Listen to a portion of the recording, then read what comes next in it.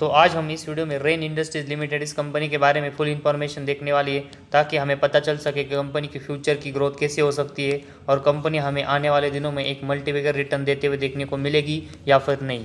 तो इसके लिए सबसे पहले हम कंपनी के बिजनेस के बारे में देखेंगे। तो रेन इंडस्ट्रीज लिमिटेड के बारे में देखेंगे तो कंपनी हमें leading vertically integrated producer carbon की यहाँ पर देखने को मिल रही है। साथ ही में सीमेंट और जो एडवांस मटेरियल प्रोडक्ट्स है उसमें भी कंपनी यहाँ पर काम करते हुए देखने को मिल रही है।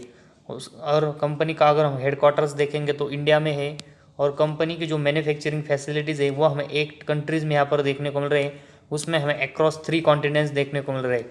तो कंपनी का जो बिजनेस है वो हमें 8 कंट्रीज़ जिसमें अक्रॉस 3 कॉन्टिनेंट्स यहाँ पर देखने को मिल रहे हैं। तो इससे पता चलता है कि कंपनी का बिजनेस है की जो मैन्युफैक्चरिंग फैसिलिटीज़ है वो हमें किस तरह यहाँ पर ग्लोबली यहाँ पर बढ़ते हुए देखने को मिल रही है, इससे हमें पता चलता है।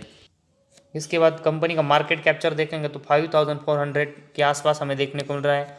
करंट प्राइस शेयर की 162 रुपीज़ हमें देखने को मिल रही है। कंपनी के शेयर का प्राइस हमें हाई 273 और लो 145 देखने को मिल रहा है। तो कंपनी की जो करंट प्राइस है वो हमें कंपनी के लो के आसपास देखने को मिल रही है। वही अगर हम स्टॉक का पी रेशियो देखेंगे तो ये हमें 8.09 देखने को मिल रहा है। तो अच्छे खासे वैल्यूएशन पर कंपनी का शेयर अभी हमें देखने को मिल रहा है, और कंपनी का जो करंट प्राइस है वो हमें यहाँ पर लो के आसपास देखने को मिल रहे हैं। तो इन्वेस्टमेंट की नज़र से देखेंगे तो कंपनी का जो शेयर है वो हमें अच्छे वैल्यूएशन पर यहाँ पर देखने को मिल रहा है। वही अगर हम इसके साथ ही में ROC देखेंगे तो 11.9% का देखने को मिल रहा है। इसके बाद ROE कंपनी का 9.69% का यहाँ पर देखने को मिल रहा है। तो कंपनी का ROC और ROE भी हमें यहाँ पर अच्छे देखने को मिल रहे हैं। इसके बाद कंपनी का जो क्वार्टर रिजल्ट है लेटेस्ट, उसके बारे में हम इंफॉर्मेशन देखेंगे तो मार्च 22 में कंपनी का जो नेट प्रॉफिट है वो हमें 277 करोड़ का यहाँ पर देखने को मिल रहा है। तो उसका कंपैरिजन हम क्वार्टर 3 के परफॉर्मेंस कंपनी का नेट प्रॉफिट से करके देखेंगे तो कंपनी क्वार्टर 3 में लॉस में जा चुकी थी। उसके कंपेरेटिवली कंपनी का अभी हमें नेट प्रॉफिट बहुत ही अच्छे से बढ़ते हुए देखने को मिला है।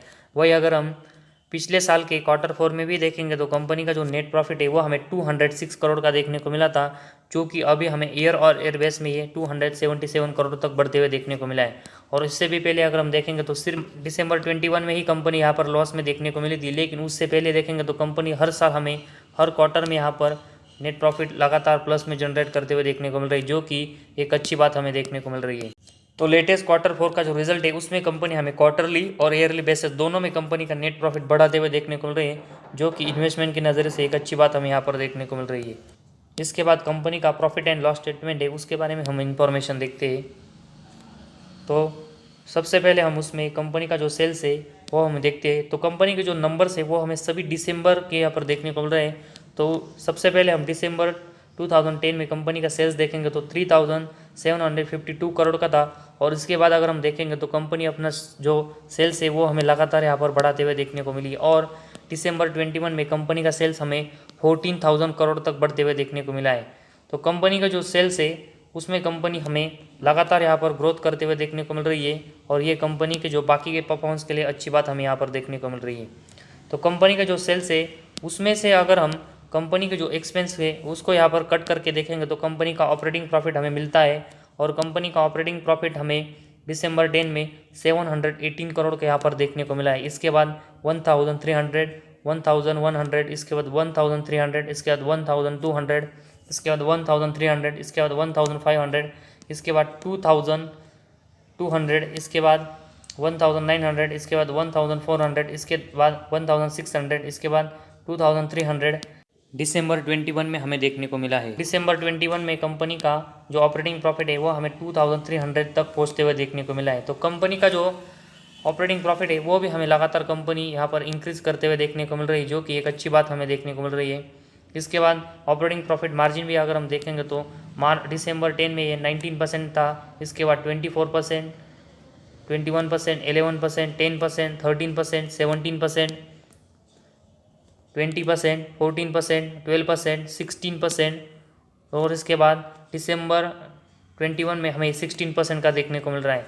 तो कंपनी का जो ऑपरेटिंग प्रॉफिट मार्जिन है वो भी हमें यहाँ पर ठीक ठाक देखने को मिल रहा है। तो एक अच्छी बात कंपनी के इन्वेस्टमेंट की नज़र से हमें यहाँ पर देखने को मिल रही है। इसके बाद कंपनी का नेट प्रॉफिट देखेंगे तो दिसंबर 10 में कंपनी का नेट प्रॉफिट 241 करोड़ का था, इसके बाद 664 करोड़, इसके बाद 458 करोड़, इसके बाद 384 करोड़, इसके बाद 89 करोड़, इसके बाद 323 करोड़, इसके बाद 291 करोड़, इसके बाद 764 करोड़, 582 करोड़, इसके बाद 391 करोड़, इसके बाद 558 करोड़। इसके बाद दिसंबर 21 में कंपनी का नेट प्रॉफिट हमें 580 करोड़ का यहाँ पर देखने को मिल रहा है। तो कंपनी दिसंबर 10 से देखेंगे तो हर साल हमें अपना जो नेट प्रॉफिट है वो हमें पॉजिटिव में यहाँ पर जनरेट करते हुए देखने को मिल रहा है, जो कि एक अच्छी बात है। लेकिन कंपनी का अगर हम नेट प्रॉफिट देखेंगे तो कंपनी का जो नेट प्रॉफिट है वो हमें लगातार ऐसे ऊपर की तरफ बढ़ते हुए देखने को नहीं मिल रहा है। तो कंपनी का जो नेट प्रॉफिट है वो हमें एक साल यहाँ पर बढ़ते हुए देखने को मिल रहा है, उसके अगले साल कंपनी ज़रूर यहाँ पर नेट प्रॉफिट जनरेट करते हुए देखने को मिलती है, लेकिन कंपनी का नेट प्रॉफिट फिर से कम होता है, फिर से बढ़ता है, फिर से कम होता है। तो कंपनी का जो नेट प्रॉफिट का चार्ट है वो हमें लगातार यहाँ पर वोलेटाइल होते हुए देखने को मिलता है, और इसी वजह से कंपनी का जो शेयर का चार्ट है वो भी हमें इसी तरह वोलेटाइल होते हुए देखने को मिलता है। तो इसी वजह से एक सही समय पर इस कंपनी में प्रॉफिट बुकिंग करना ही सही होगा, जिस तरह कंपनी के जो नेट प्रॉफिट का चार्ट हमें देखने को मिल रहा है। इसके बाद कंपनी की बैलेंस शीट अगर हम देखेंगे तो दिसंबर 21 में कंपनी के पास अगर हम रिजर्व देखेंगे तो 6000 करोड़ के, और उसके कंपेरेटिवली बोरेंग्स देखेंगे तो 8004 करोड़ के हमें देखने को मिल रहे हैं। तो कंपनी के जो रिजर्व है उसके कंपेरेटिवली कंपनी के बोरेंग्स हमें ज़्यादा देखने को मिल रहे हैं। तो इसी वजह से कंपनी का जो नेट प्रॉफिट है वो हमें यहाँ पर थोड़ा कम होते हुए देखने को मिल रहा है। तो कंपनी का जो बोरेंग्स है वो हमें ज़्यादा होने की वजह से इसका इम्पैक्ट हमें कंपनी के नेट प्रॉफिट पर होते हुए देखने को मिल रहा है। तो कंपनी ज़रूर हमें अच्छा नेट प्रॉफिट जनरेट करते हुए देखने को मिल रही है, लेकिन कंपनी का जो बोरेंग्स बढ़ते हुए देखने को मिल रहा है और इससे कंपनी को जो इंटरेस्ट रेट चुकाना पड़ता है, तो एक्चुअली कंपनी का जो नेट प्रॉफिट है वो बहुत ही ज़्यादा होना चाहिए था, लेकिन कंपनी का जो बोरेंग्स है उसका इंटरेस्ट रेट चुकाने से कंपनी का नेट प्रॉफिट हमें थोड़ा कम होते हुए देखने को मिला है। तो इसी वजह से कंपनी को जो अपने बोरेंग्स है वो कम करने पड़ेंगे और उसके कंपेरेटिवली कंपनी को अपने रिजर्व है वो बढ़ाने पड़ेंगे। इससे कंपनी की जो बैलेंस शीट है वो भी हमें स्ट्रांग होते हुए देखने को मिलेगी, और साथ ही में कंपनी का जो नेट प्रॉफिट है वो भी कंपनी हमें लगातार यहाँ पर अपर साइड में जनरेट करते हुए देखने को मिलेगी, ना कि एक साल कंपनी का नेट प्रॉफिट ज़्यादा और उसके बाद कंपनी का नेट प्रॉफिट हमें फिर से कम और ज़्यादा होते हुए देखने को मिलेगा।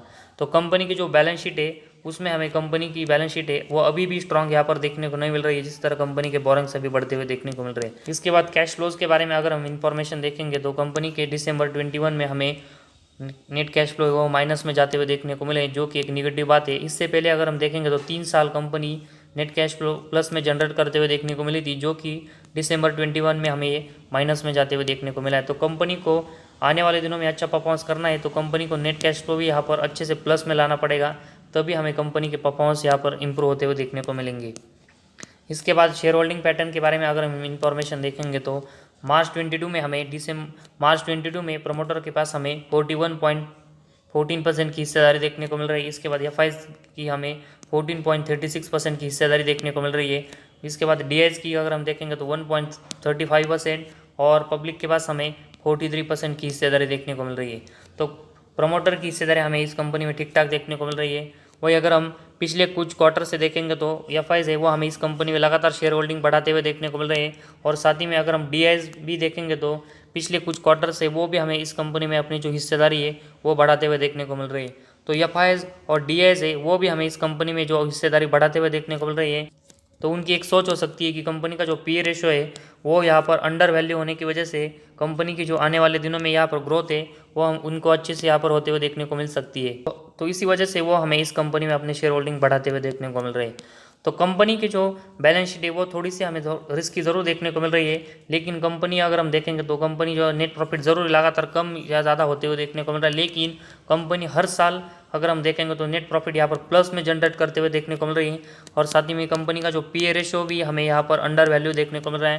तो इसी वजह से हम इस कंपनी में इन्वेस्टमेंट कर सकते हैं, लेकिन इस कंपनी के जो यहाँ पर नेट प्रॉफिट लगातार कम ज़्यादा होता हुआ देखने को मिल रहा है, तो इसी वजह से अच्छे कंपनी के शेयर में एक अच्छी तेज़ी के बाद हमें प्रॉफिट बुकिंग करनी चाहिए। जिस तरह कंपनी का जो शेयर का चार्ट है वो हमें लगातार वोलेटाइल होते हुए देखने को मिला है, तो इसी वजह से हमें कंपनी का जो शेयर है वो अच्छी तेज़ी में आता है तो हमें इस कंपनी में प्रॉफिट बुकिंग करनी चाहिए, क्योंकि हर साल कंपनी का जो नेट प्रॉफिट है वो कम ज़्यादा होता है। तो इसी वजह से किसी साल प्रॉफिट कम होने की वजह से कंपनी के शेयर में अगर गिरावट होती है तो हमें यहाँ पर लॉस भी हो सकता है। तो इसी वजह से सही समय पर प्रॉफिट बुकिंग करना इस कंपनी में हमें आना चाहिए, तभी हमें इस कंपनी में अच्छा प्रॉफिट होगा।